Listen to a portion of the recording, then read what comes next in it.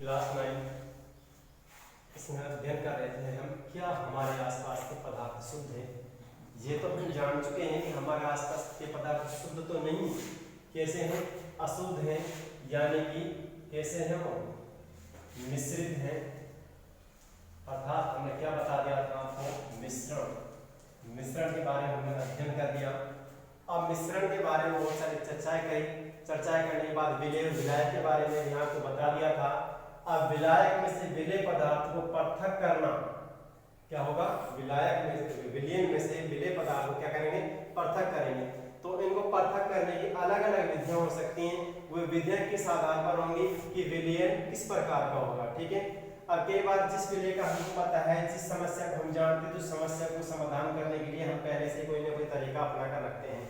ठीक है, जैसे कि घर में महिलाएं जो होती हैं अनाज से कंकड़ पत्थर को निकालने के लिए सीधे किसका उपयोग करती हैं, जो उनके पास या तो छानना होता है या फिर छाछ वगैरह होता है। वे इस चीज के लिए सोचने के लिए नहीं बैठती कि हमको इसको पृथक करने के लिए किस चीज की आवश्यकता होगी। तो पहले से इन विधियों को हम काम में लेते हैं, परंपरागत तौर से चली आ रही है। ठीक है, तो देखते हैं हम दूध से मक्खन पृथक करना।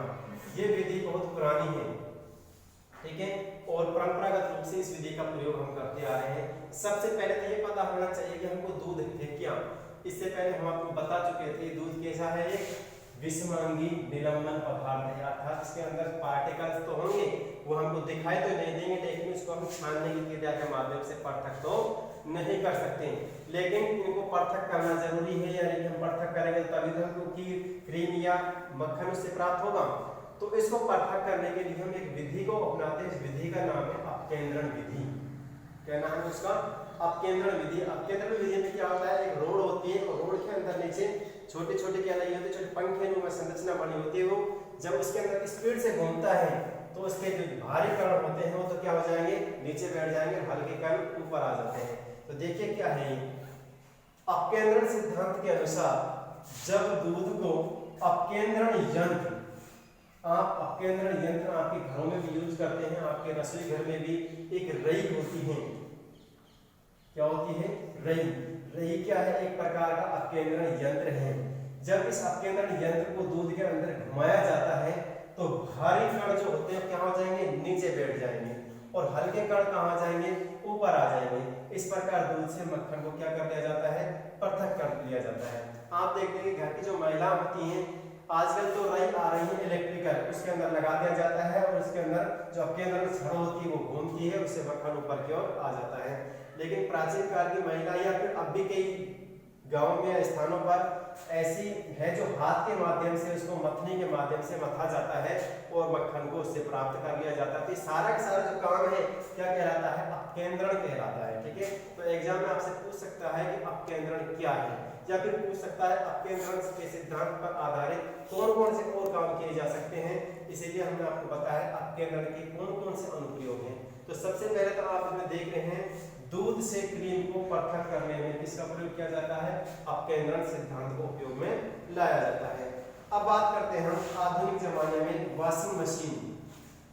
वॉशिंग मशीन का मतलब है, वॉश का मतलब होता है धोना और वॉशिंग का मतलब होता है धोने वाला। अर्थात ऐसी मशीन जो वस्त्रों को धोने का काम करती है, कपड़ों को धोने का काम करती है, वो क्या है, वॉशिंग मशीन है। अब इस वॉशिंग मशीन में क्या होता है कि डबल पार्टीशंस होते हैं। एक तो होता है वॉश का सिस्टम और दूसरा होता है सुखाने का सिस्टम, यानी कि ड्राई करने का सिस्टम।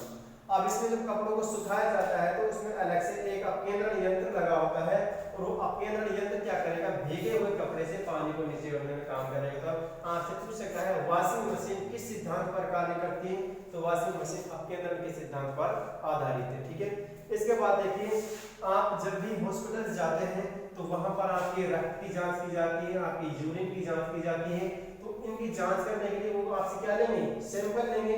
तो इन सैंपल्स के जब वो अपने काम में लेने के लिए इनका क्या करेंगे, वो अपकेंद्रण करेंगे। यानी कि उनमें से जो आपको पता है रक्त के अंदर आरबीसी, डब्ल्यूबीसी और बिंबाणु होते हैं, इनको पृथक करने के लिए किनका प्रयोग करेंगे, अपकेंद्रण का ही प्रयोग करेंगे। इसी प्रकार यूरिन के अंदर से भी यूरिया को पृथक करने के लिए अपकेंद्रण विधि का ही उपयोग किया जाता है। अर्थात अपकेंद्रण के ये दैनिक जीवन के उपयोग है। आपसे पूछ सकता है कि अपकेंद्रण के दैनिक जीवन में होने वाले उपयोग के बारे में बताइए। ये तो हो गया आपका दूध से मक्खन को पृथक करना, यानी कि निलंबन में से अवयव को पृथक करना। अब बात करेंगे हम एक घुलनशील द्रवों को पृथक करना, यानी कि ऐसे द्रव है आपके पास, दो द्रव है लेकिन वो आपस में घुलेंगे नहीं। तो सबसे पहले तो आपको पता होना चाहिए ऐसे दो द्रव हैं, यानी कि जल और तेल। यदि जल के अंदर तेल को मिलाया जाता है तो उसमें से जल और तेल ढंग से मिश्रित नहीं होंगे। तो मिश्रित नहीं होंगे तो देखिए, तो हम एक उदाहरण लेते हैं जल और केरोसिन का। जब जल के अंदर केरोसिन को मिलाया जाता है तो वो मिला करने पर वेट करने के बाद उसमें क्या होता है कि इसके छोटे छोटे बूंदे उसमें मिश्रित हो जाती हैं और उसमें वो स्पष्ट नजर आती हैं। ठीक है, अब देखिए इसको पृथक करने के लिए हम एक पृथक कार्यकील का उपयोग करेंगे। क्या करेंगे? पृथक कार्यकील पे, जो आपको ये चित्र दिखाई दे रहा है ये पृथक कार्यकील है। ठीक है, इसमें क्या करेंगे हम ऊपर से इस विलयन को इसके अंदर डालेंगे। ठीक है, डालने के बाद हम क्या करेंगे, इस पृथक कार्यकील कुछ समय के लिए शांत अवस्था में छोड़ देंगे। जब हम इसको शांत अवस्था में छोड़ देंगे तो आपको पता होना चाहिए जो केरोसिन होता है ये पानी से क्या होगा, हल्का होगा। वो पानी से क्या होगा, भारी होगा या हल्का, तो ये आपको पता करना है। ठीक है, तो इनको पता करने के बाद आप देखेंगे इनमें से जो भारी होगा तो पहले नीचे बैठ जाएगा, जो हल्का होगा ऊपर आ जाएगा। ठीक है, अब देखिए यहाँ पर जब आप इसके अंदर, मान लीजिए इसके अंदर आपने ये विलयन डाला और विलयन डालने के बाद इसमें दो लेयर बन जाएंगे। जब आप इसको शांत अवस्था में छोड़ेंगे, मान लीजिए यहाँ पर क्या हो गया, ऊपर केरोसिन, ये हल्का होने के कारण क्या हो जाएगा, तेल का ऊपर आ जाएगा, और जल क्या है इससे थोड़ा भारी है इसलिए क्या हो जाएगा, थोड़ा नीचे आ जाएगा। तो इसके अंदर आपको केरोसिन और जल की स्पष्ट लेयर नजर आएगी, जैसे कि आपको यहाँ पर नजर आ रही है। ठीक है, अब जब ये बिल्कुल स्पष्ट नजर आने आपको लगे तो उसके बाद यहाँ पर स्टॉप कोर्क लगा हुआ है, यहाँ पर एक ऐसे स्विच लगा हुआ है जिसे आप टोटी भी बोल सकते हो। इसको आप जैसे ही ओपन करोगे जल की मात्रा यहाँ से नीचे आ जाएगी। इस बात का ध्यान आप जरूर रखें, जब ये केरोसिन का स्तर इस कोर्क के पास पहुंचे तो आप स्टॉप कोर्क को क्या कर देंगे, बंद कर देंगे। इससे आपका जल क्या हो जाएगा, अलग हो जाएगा और आपका केरोसिन अलग हो जाएगा। इस प्रकार से हम क्या कर सकते हैं, एक घुलनशील द्रव को पृथक कर सकते हैं। बाकी और मिश्रण की हम चर्चा कल करेंगे, उसमें किस प्रकार से पृथक करेंगे वो कल आपको